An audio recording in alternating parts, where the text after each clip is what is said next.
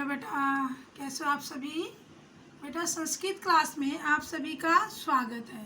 ठीक है बेटा, पिछली क्लास में हमने लट लकार में संस्कृत वाक्यों का हिंदी में अनुवाद सीखा था। ठीक है, संस्कृत वाक्य निर्माण और फिर उसका हिंदी में अनुवाद सीखा था। आज हम लोग क्या करेंगे, लट लकार में ही यानी वर्तमान काल में ही हिंदी वाक्यों का संस्कृत में अनुवाद सीखेंगे। ठीक है, किसका, हिंदी वाक्यों का संस्कृत में अनुवाद सीखेंगे। ठीक है बेटा, तो बेटा इसके कुछ नियम है जिसको आपको ध्यान में रखना है, कुछ बातें जिसे आपको ध्यान में रखना होता है। जब आप हिंदी वाक्यों का संस्कृत में अनुवाद करेंगे तो आपको कुछ बातों का ध्यान रखना पड़ता है। ठीक है, इसके जो नियम है क्या है वो, जिस पुरुष और वचन का कर्ता होगा उसी पुरुष और वचन की क्रिया भी लगाई जाती है। ठीक है, क्या है, जिस पुरुष और वचन का कर्ता होगा उसी पुरुष और वचन की क्रिया भी लगाई जाती है। जैसे, ठीक है,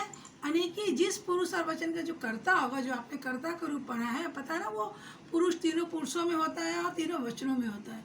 तो कर्ता यानी सब्जेक्ट जिस पुरुष और वचन का होगा, क्रिया भी उसी पुरुष और वचन का ही होना चाहिए। ठीक है, जैसे देखिए, छात्रा पठती, छात्रा पठती यानी इसका मतलब क्या हुआ, छात्र पढ़ता है।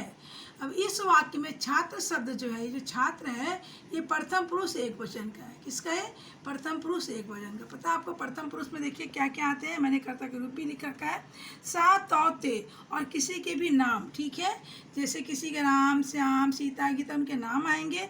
और जैसे बालक है, लड़की है, लड़का है संस्कृत में, वो सभी प्रथम पुरुष में आएंगे। तो ये छात्र है यानी ये क्या, स्टूडेंट यानी जो पढ़ता है, विद्यार्थी। ठीक है, तो विद्यार्थी पढ़ता है, ये भी प्रथम पुरुष में ही आएंगे। और एक ही है देखिए, तो एक वचन है, यानी ये छात्र शब्द जो है प्रथम पुरुष एक वचन का है।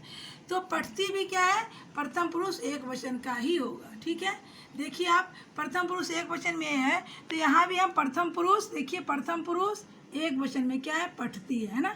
पठ में अति प्रत्यय जुड़ गया, ये लट लकार की प्रत्यय है जो पठ में जुड़ के पठती हो गया। और ये देखिए प्रथम पुरुष एक वचन, क्यों, क्योंकि ये जो कर्ता है ये भी प्रथम पुरुष एक वचन का, ये जो छात्र है ये प्रथम पुरुष एक वचन का है। तो हमने इसमें क्रिया भी प्रथम पुरुष एक वचन का ही लगाया। ठीक है, ये इसके नियम है, इसको ध्यान में रखना बहुत ही जरूरी है। ठीक है, अगर इसकी जगह मान लीजिए अगर होता तौ, ये दोनों पढ़ते हैं, तो क्या करते हैं हम, तौ क्या है, प्रथम पुरुष द्विवचन, तो हम उसमें भी क्रिया भी प्रथम पुरुष और द्विवचन का लगाते हैं, यानी पठता, तब क्या होता, तो पठता हो जाता। ठीक है, तो अब चलिए बेटा, मैंने कुछ वाक्य ले रखा है और उनका हमने संस्कृत में हम अनुवाद करेंगे। ठीक है, इसके लिए हमें सबसे पहले कर्ता के रूप हमें याद होना चाहिए, कर्ता रूप की जानकारी होनी चाहिए हमें, जो आपको याद करना बहुत ज़रूरी है। ठीक है, तो इससे भी आपको याद कर लेना कर्ता के रूप को। और हम कुछ धातु रूप यानी क्रिया के रूप को लिए, जैसे लिख धातु लट लकार में हमने लिया हुआ है, और पठ धातु लिया है लट लकार में। मैं आज लट लकार का ही आप लोग को बता रही हूँ। ठीक है, हमने लिख और पठ धातु लिया हुआ है, और ये कर्ता के रूप है, क्योंकि ये क्रिया है और एक कर्ता है।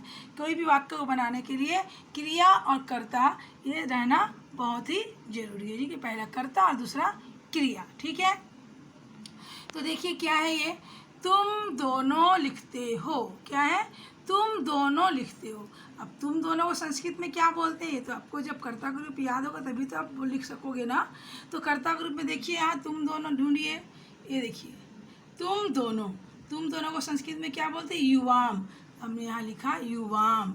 अब इसको देखना है आपको कि तुम दोनों कौन से पुरुष और कौन से वचन का है। तो ये तुम दोनों के मध्यम पुरुष और द्विवचन का है। देखिए द्विवचन और ये मध्यम पुरुष, हमें तो इसमें हमें क्रिया भी मध्यम पुरुष द्विवचन का ही लेना होगा।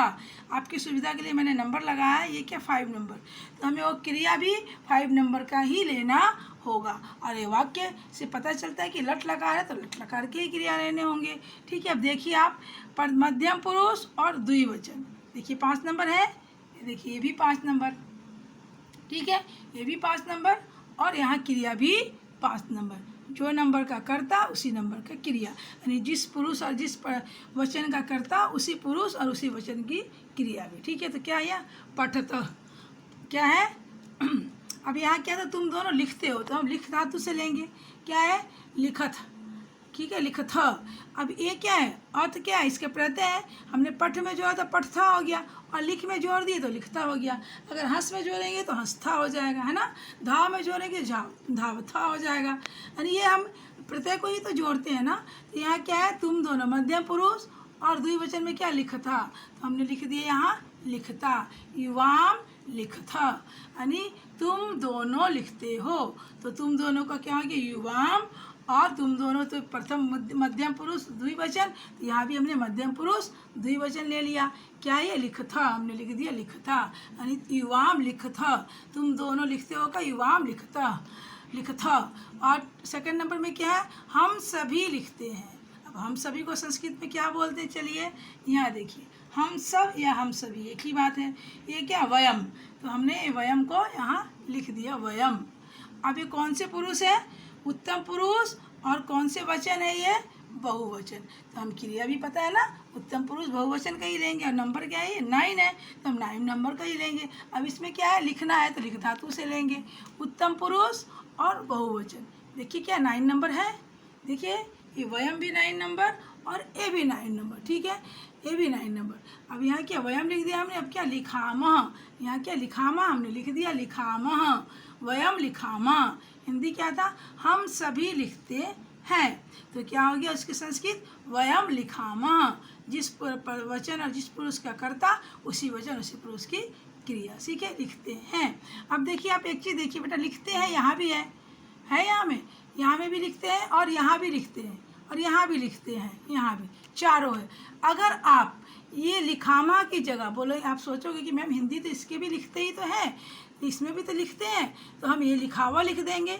लेकिन ये तो लिखोगे, अगर आप लिखामा की जगह लिखावा लिखोगे तो ये गलत हो जाएगा। क्यों गलत होगा, क्योंकि ये क्या है, उत्तम पुरुष द्विवचन है, देखिए, और हमारा कर्ता क्या था, उत्तम पुरुष बहुवचन का कर्ता था, ठीक है ना।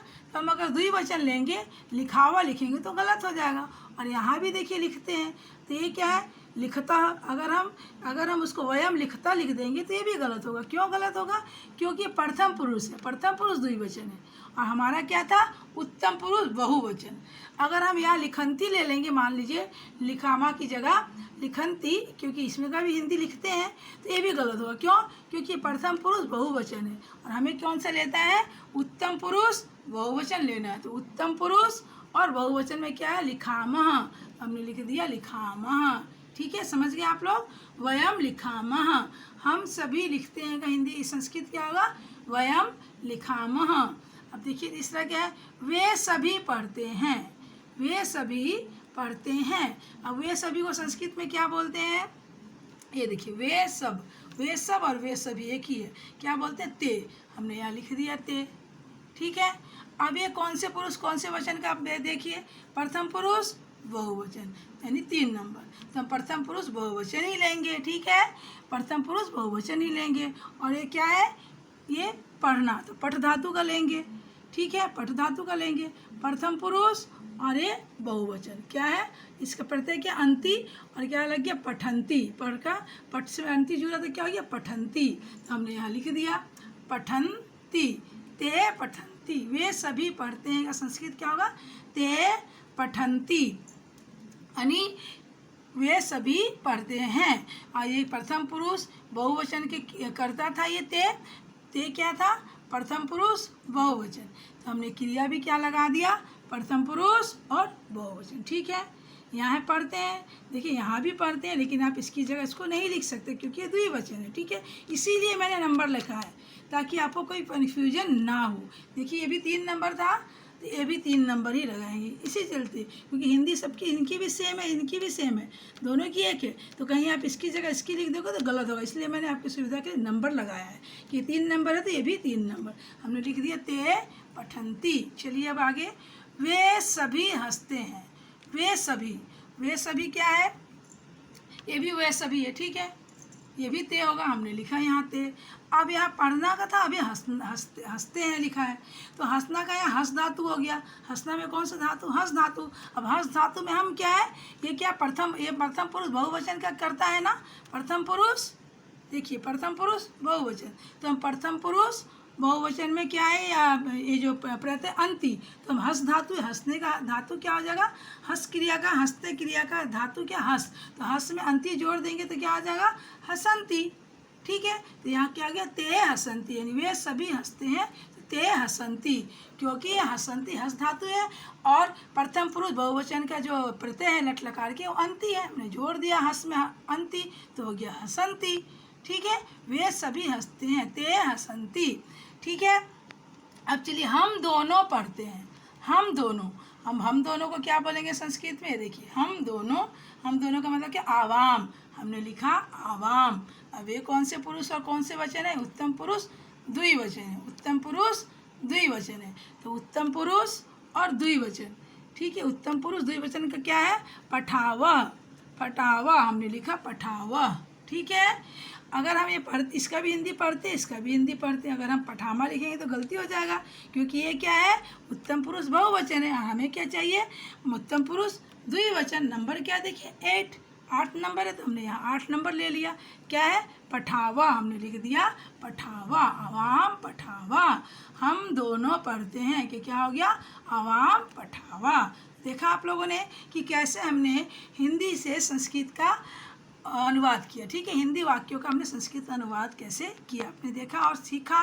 बेटा इसके लिए आपको वीडियो देखना बहुत ज़रूरी है, और आपको समझना है कि जिस वचन और जिस पुरुष का कर्ता होगा उसी वचन उसी पुरुष की क्रिया भी हमें लगानी है, यानी जिस नंबर का कर्ता उसी नंबर की क्रिया यानी धातु। ठीक है बेटा, समझ गए आप लोग, ओके बेटा, थैंक यू।